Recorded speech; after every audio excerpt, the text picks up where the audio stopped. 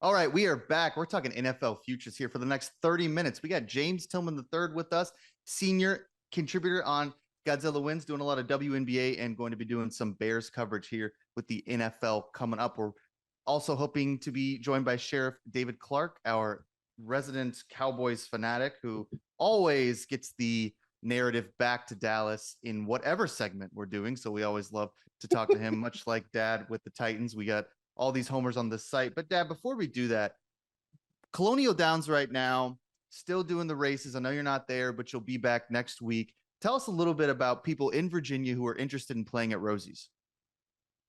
Go to rosiesgaming.com. They got so many locations. We have so much fun. I love when Mom comes up on Friday afternoon and we spend the weekend there. We have such a good time. She's going to come up again on Saturday. Hey, next Saturday, I tell you what, it's the biggest race in the biggest race day in the history of Virginia. They got two major international stakes races going on. They got the Arlington, they got another Derby, millions of dollars in purse money. Everybody, this place is going to be packed. This is going to be Saturday, 1 week from today. It's going to be August 12th at Colonial Downs. You want to get your tickets now early, just go to Colonial Downs. Go to rosiesgaming.com and get your tickets right now, because that thing is going to be sold out. We're going to be there next week. In fact, we have that suite right over the finish line, and but we don't have it for next Saturday. We had to give it up, move out, because that thing is packed. They're all being sold for like big dollars, so we couldn't negotiate that in. But that is going to be so much fun. But Rosie's is just fun, and the payouts are there. Ann always has a good time. The food is great. There's something about going to Rosie's. It's not like one of the Vegas casinos. It's not, because it's a casino. It's got the slot machines, but everybody is happy. They have a great culture there that Nate Mize has put together. They have a bigger payout because their take is not what normal casinos are. So you get a bigger payout, but just go to rosiesgaming.com, rosiesgaming.com. And don't forget, next week, next Saturday, we got to have a segment. It's big. That's going to be the Arlington. The governor's going to be there. Everybody's descending on Colonial Downs next week. Churchill Downs took them over, and they're turning this into a major league racetrack on the circuit. rosiesgaming.com. Governor Youngkin? Yeah, he's coming. He's got not one suite, but two suites. In fact, he took mine. That's what I was about to ask, if he's who bumped your suite. That's Yes, like sweet. That's justice for him, because your history with Youngkin is, I guess, spotted at best. So I'm happy to see that he got the last laugh there. It's an interesting relationship. I would call it a cordial. It's a little bit strained, but it's nice. But like, I'm not going to his Christmas party at the mansion, but still, he knows that I represent a big vote base in Virginia. So he's always very nice to me and Ann, but it's kind of arm's length. Not nice enough to let you have your suite next weekend. So no, we'll look, we'll Zoom with you from the Raptors like everybody else. You could be down there with the horses with your phone. I don't know where I'm going to do my show next week, but it's not going to be in a suite. Yeah, well, hopefully they let you in the gates. Maybe you'll have to do it from outside with the security guards. We'll see.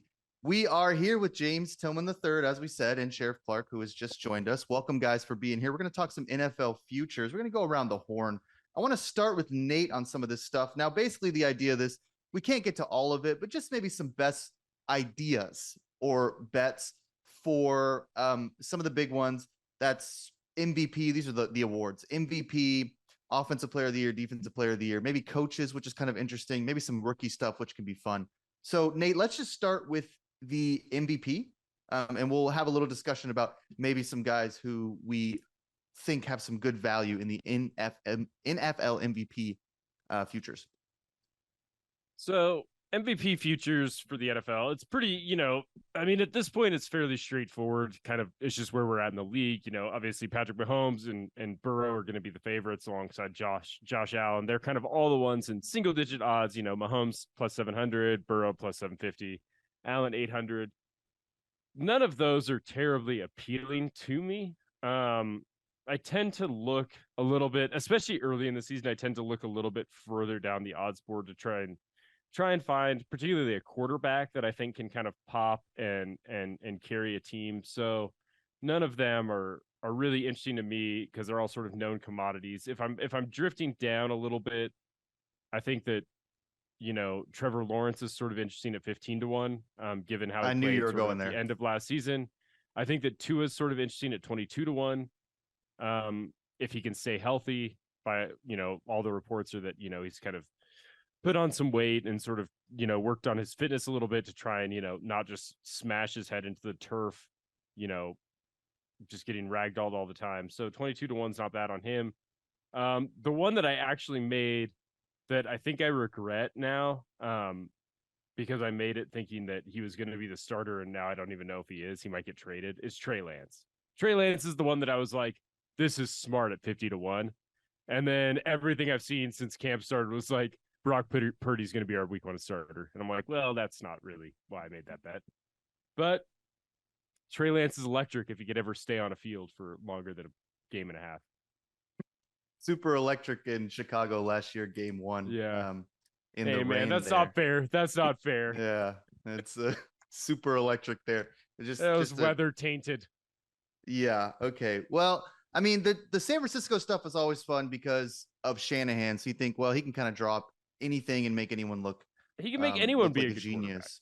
Yeah. Same thing like McCaffrey. When we talk about offensive player of the year, he's way up there.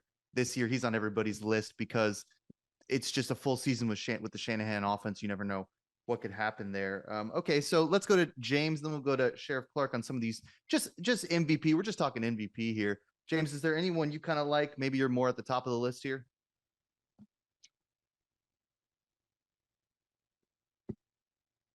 I don't think James has got audio.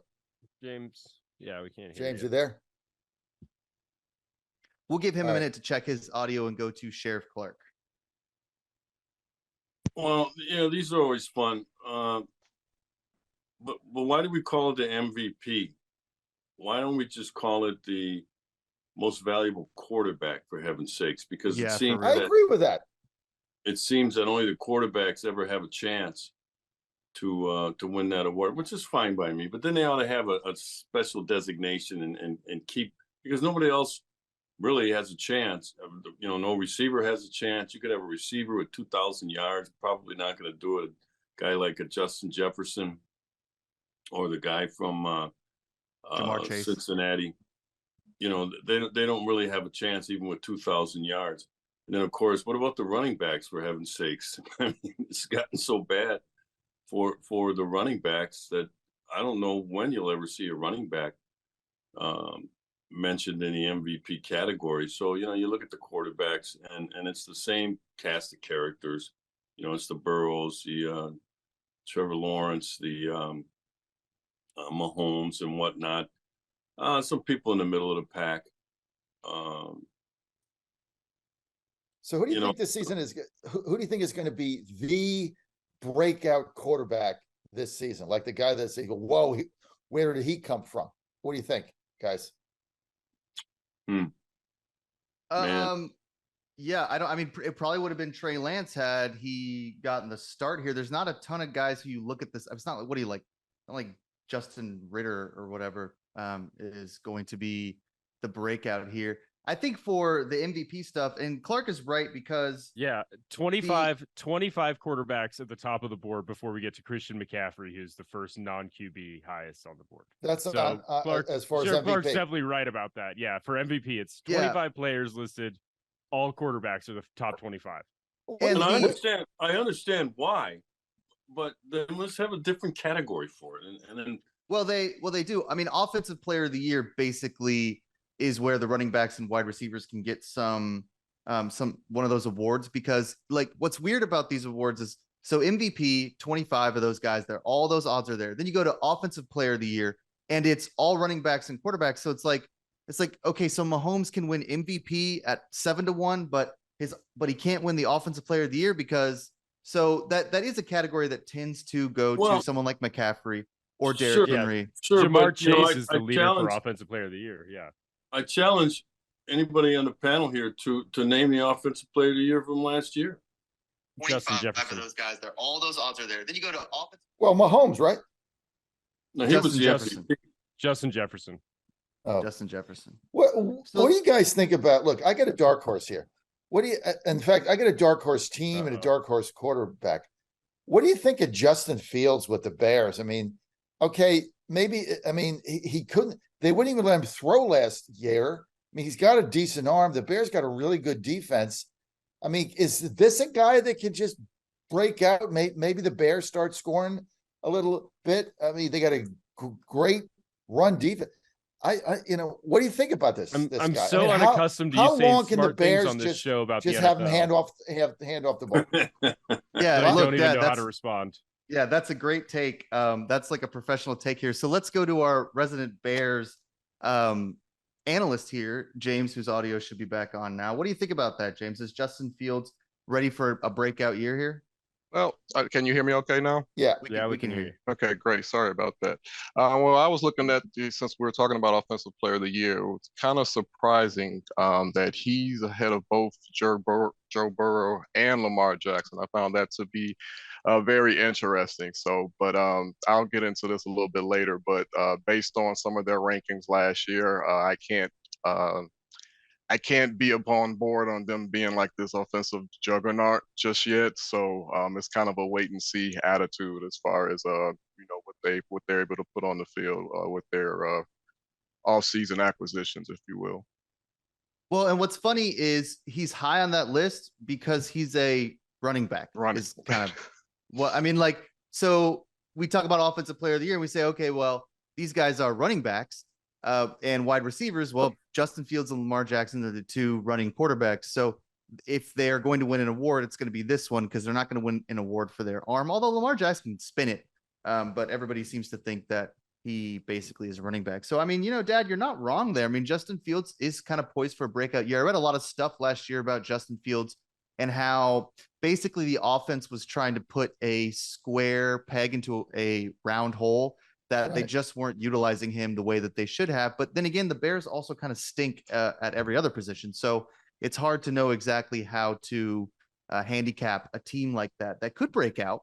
I mean, they had some moments where they looked okay, but Justin Fields really has to show that he can do something. But I mean, people say, like people who are in the NFL, they say this guy is so talented with his arm.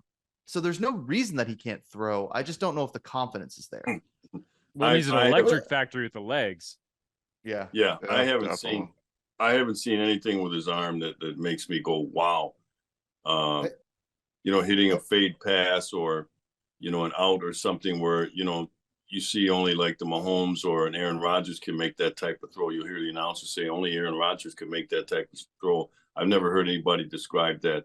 Yeah, but I'm not sure he's had part of Justin Fields' I'm not sure he's had the opportunity to do that. I mean, because of the offense they ran last year. I mean, they basically, like Nate said, they basically turned him into a halfback. I mean, all he did was run. He didn't have the opportunity. The Bears know. I got to tell you one thing before I forget. I give you a shout out here to Sheriff Clarke. Okay, he does this group chat with us, and the detail that we get in the Dallas Cowboys training camp is like nothing I've ever followed. And so the first couple of times I'm like, who cares? Right? Who cares what that? Who cares like who like ran something, had a fight in the Cowboys locker room? I could care less. But now I'm hooked on it. It's almost like this thread where if I don't get my daily like 2 updates a day, I'm like, well, what happened to him? Is he sick? So I got to tell you, I've gotten hooked on your Cowboys thread on the training camp. It's here's my really good stuff.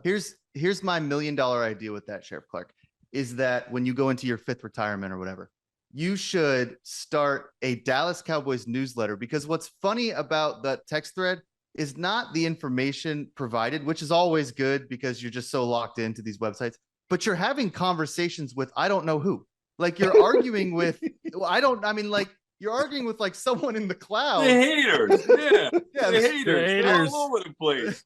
I'm telling you, you'd have the most hilarious newsletter just once a week if you just the haters and you just went full Cowboys and had like a whole narrative about just conversations with yourself. I think would be just an incredible $1 million idea.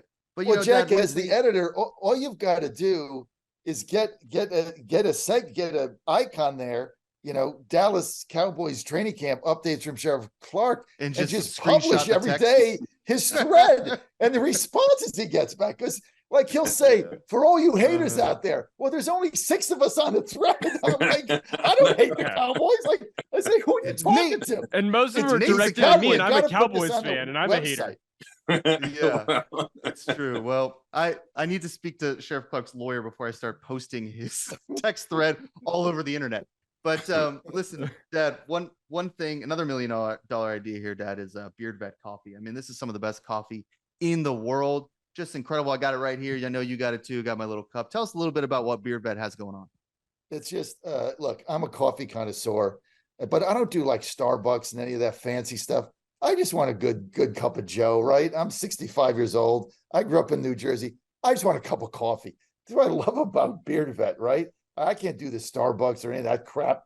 But the thing about Beard Vet is bold, it's smooth, and there's something about it because it's got a little kick to it. I won't drink anything else. I travel with it. The other day I ran out of Colonial Downs. I was in a dead panic. I think I stopped and got a Sheets coffee, the little Keurig thing. I mean, it was disgusting, right? You go to Beard Vet, you get 10% off when you put in promo code Godzilla. That Sean Lee and Kenny Lee, Sean George and Kenny Lee, they came up with this. They served tours in Iraq and Afghanistan. They couldn't get a good cup of Joe. So they said, we're going to go back and make our own. Let's go to beardvet.com. Promo code Godzilla. A portion of whatever they make goes to veterans organizations, but is the best coffee out there, and you're going to get hooked on it like me. Beardvet.com. Promo code Godzilla, 10% off. Sean and Kenny, thank you. John, is the coffee holding that cup together or what, man? I was just thinking about that. Yeah, it's a good. Yeah, well, the cat knocked it. The cat knocked it off the table a little bit earlier. I mean, look, it was dumb enough for me to put it on the edge of the counter. And of course, he jumped up, stared at me, and then knocked it on the floor and then ran off. That's what he does. Yeah, that's kind of how cats are. But that's listen, what Sammy that's does. That's how Sammy rolls. Yeah, and that's the great thing about beardvet.com is you can get coffee mugs as well. So go to Beard Vet, you get 10% off on any purchase, not just coffee. You can get yourself a new mug there. Just beardvet.com, promo code Godzilla. Okay, so look, we alluded to this last week a little bit, this running back saga with Saquon Barkley and some of the other guys wanting to get paid, maybe holding out. And now some more drama with Jonathan Taylor and the Colts. He asked for a amazing amount of money for a guy who did not play at all last year. And Irsay basically flipped out and put him on like NFL injured, like non-eligible list or something. Can't even remember what the list was. So let's talk a little bit about the state of running backs here, because we have our number one running back apologist, my dad, John Fredericks, who thinks that everyone should have a 32-year-old running back pounding the rock. And then we've got some other guys with some different perspectives. So I'll just start with Dad here. Like, is someone like Jonathan Taylor, I mean, should he get paid based on what his success 2 years ago? Or, I mean, what's going on there? Pay him. Look, you got to have a running game. You got to have a running game in football. And I don't care. Like there's this idea that you can throw 50 passes a game and you have no running game. This thing is going to play out. Football is going to evolve back to where it was. You got to have a running game. So this idea that you're not going to pay Jonathan Taylor, who's but the heartbeat of this team on the Colts, what's going on with the Giants right now? You look at the season that Saquon Barkley had. Giants don't make the playoffs without that guy. He made the quarterback. Look, I'm not a big believer in the Giants quarterback. I think maybe he's got some talent, but it was Saquon Barkley made him what he is today. You go to Tannehill, right? I think he's going to have a decent season. Where would Tannehill be without Derrick Henry, right? No, nowhere, right? What would the Titans be without this guy? It's the threat you got to have an offensive line. You got to be able to run the ball, set the pass up. These guys are getting undervalued. They're going to get hurt. They're hurt all the time. Okay, but they deserve to get the income that they mean to the team. And Derrick Henry was right when he put that tweet out, and he said, hey, if you're going to treat us like this, why don't you just eliminate the position of running back in football and just everybody will throw 70 passes a game like it's arena football. I think this is hurting Indianapolis. I think it's devastating for the Giants. I'm just glad we paid our guy. Okay, let's play a game here, Dad. We're just going to play a very quick game. It's going to take about a minute. to prove my point. Let's go back to some of the Super Bowl winners, and I want you to tell me who their running back was that year. Kansas City last year. Who was their who was carrying the rock? I have no idea. Okay, Pacheco. let's see here. Sixth round draft pick, Pacheco. Yeah, Pacheco. So Clark's got it. What about the Rams the year before? Who was the running back? Oh, the guy that got hurt. Okay, the guy that got hurt. Tampa Bay 3 years ago. Who was their running back? Brady. Yeah, okay. Kansas City 4 years ago. Who was their running back? Fournette. New England McCaffrey. 5 years ago. I mean, come on. Fournette Like, with Tampa. yeah, Fournette with Tampa, and like Well, he was a big part it's like of that. saying, who was the offensive line right guard on Kansas City? No, I mean, it's not that's like the a same ridiculous thing. question. It's not the same thing. You're saying you can't win a Super Bowl without a running back. I can name. I'm saying they're a quarter- undervalued. I'm saying they're undervalued. They're undervalued. If you've got a Undervalued balanced for team, what? Like Well, to like make the playoffs? no, Like, I because mean, you these got guys to have a don't- run game. You got to have a run game to set the pass up. Look, go back to I don't even know if that's true. Like, I don't even know if that's true. Let's go to Sheriff Clarke here It's- because I'm interested. We'll go to Nate after that. Clarke, what do you think? I mean, you need a running Well, back?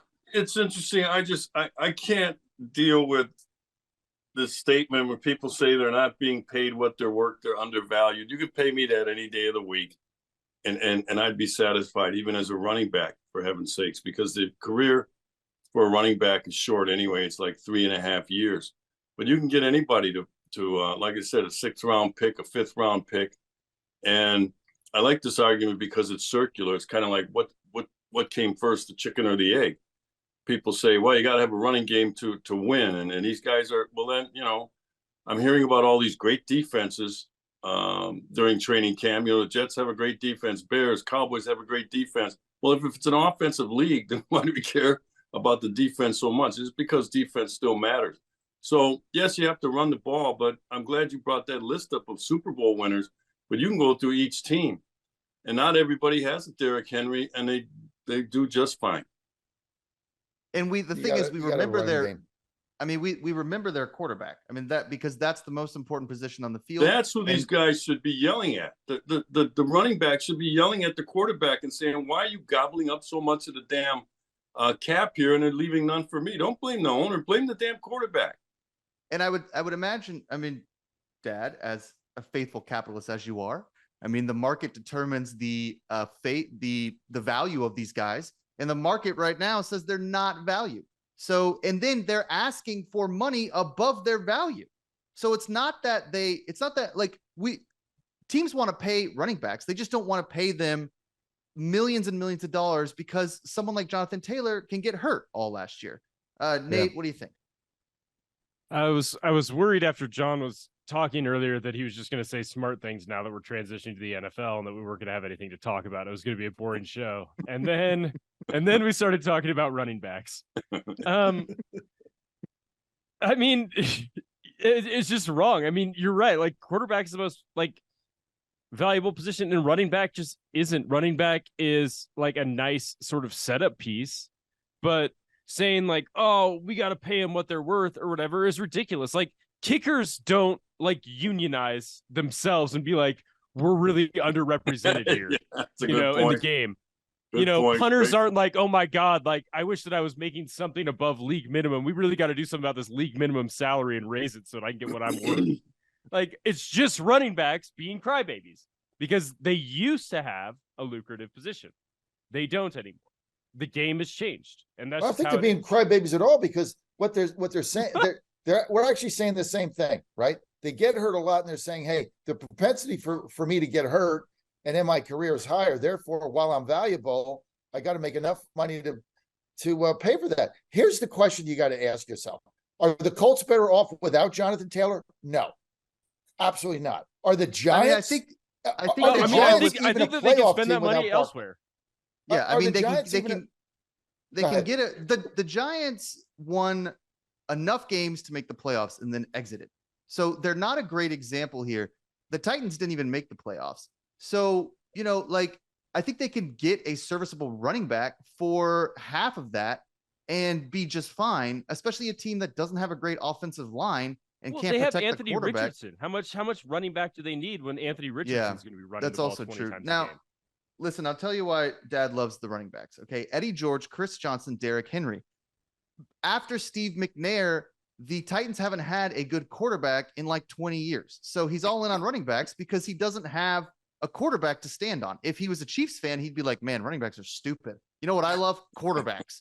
So, I mean, this is just another Homer segment here for Dad. But let's get to the Bears for a couple of minutes, because we had James on specifically to talk about the Bears. He's going to be writing about the Bears all season for GodzillaWins.com. So I wanted to give him the opportunity to just kind of preview the season, what you think the expectations are as a Chicago Bears fan. Thanks, Jack. First, before I start into my spiel, I don't know if you guys have heard anything about Steve McMichael. He's in kind of bad shape, battling ALS, and he's on the taking the next step to be on the 2024 Hall of Fame ballot. So Mango. Obviously prayers and thoughts are with his family during this difficult time. So but as far as the Bears are concerned, I'm not trying to come across as a negative Nancy or Debbie Downer or anything, but my expectations for this team are kind of low. And it's not because I'm nitpicking, what they've done during the off season or anything like that. I think they've had a really decent off season. It's just based on what I've seen the last few years. I mean, after they fired Lovie Smith, I want to say back in 2012, they've only had one playoff season since then. And then with their 3-14 record, last year was their fourth straight single digit winning season. So, and I also want to look at, they were ranked bottom of the league in both scoring and scoring defense, and also is like, the amount of yards they gain and give up per game. So I'm not, I despite what I've seen over the past few years, I still continue to watch them because I'm hoping for this turnaround, if you will. But as of right now, I'm not high on the team. I saw somewhere. But are you? I mean, look, James, are you jaded? Because I mean, you can't argue they've got an NFL grade defense, right? Yeah. So look, I'm not a Bear. Sometimes you look at your own teams. I'm just a homer, but I look at this Bears team and I'm like, they got a very good run defense. They got a decent secondary. They rush the passer. They've got a quarterback that I think is going to be breakout. I think their offensive line last year was a disaster, so I don't follow them enough to know if they've improved on that. But then you look at the league they're in. Can they beat the Lions? Yeah. Can they beat Green Bay without Rodgers? Yeah. Why not? Can they beat Minnesota? Anybody on any given day can beat Minnesota. The Texans can beat Minnesota on any given day, right? So you look at that division and you're like, well, I'm going to take a shot with the Bears. Well, I mean, let's say they run their division, right? So that's 6 wins right there. But I mean, how are they going to match up against the rest of their schedule? That's what I'm waiting to see. I'm waiting to see how the aerial game looks this year, because Justin Fields, as talented as he is, you can't have that guy running for as many yards as he did last year due to plays breaking down as often as they did. Well, did the play break down, or is he not reading quick enough that when his first option goes, he pulls it down and just runs? That's not the play breaking down. That's him not being able to quickly process, okay, option 1 is gone. Where's option 2? Where's option 3? And you have to process that quickly, and not every quarterback can. I think that's his problem more than the fact that, he doesn't have any weapons, as they like to say, that cliche. Your thoughts? He's lost his confidence in any way, shape, or form. He doesn't go through his progressions, and he misses wide open receivers. Like I'm saying, he doesn't see them. And so he pulls it back and he tries to run, and that's not an effective strategy. We've seen that over and over and over again in young quarterbacks who have legs. Now, guys like Lamar, they figured it out. I mean, he's not just a running quarterback. Josh Allen's a great example of someone who 5-6 years ago, we thought, I don't know if this guy's going to take the next step and become an elite quarterback. He has all the tools there, but he's not making those progressions. If you remember the first time the Bills were in the playoffs forever with Josh, he looked horrible. I mean, he tucked it and ran constantly. He fumbled all the time. He still runs when he could pass, and he opens himself up to injury. So we'll give the last word to Dan here, but I just want to step in there because you're absolutely right, Sheriff Clarke. He's not making the correct reads. And until he can do that, the Bears are not going to be successful.